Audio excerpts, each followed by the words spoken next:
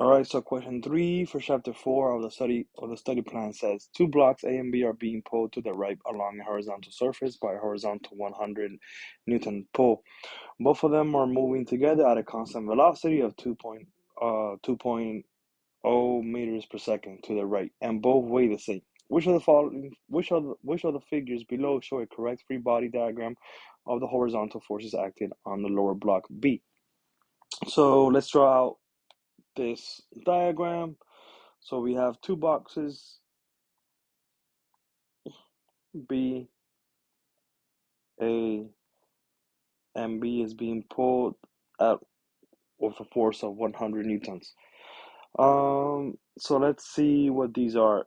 None of these diagrams. So A is none of these diagrams. Okay, so let's see what is E. All right, let's go with E. E doesn't make sense. How can it be 100 newtons being forced towards the right and then 50 and 50 being to the left? No. D, neither.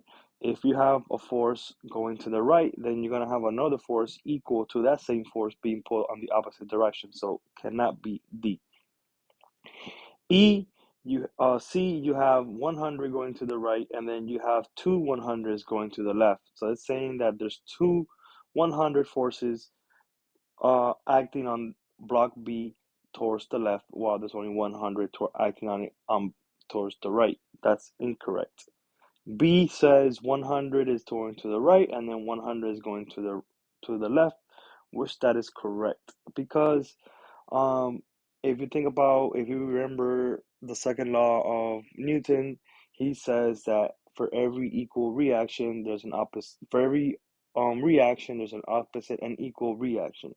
So if 100 newtons being forced on block B towards the right, you're gonna have an equal 100 forces being pulled towards the left. So the answer to this question is B.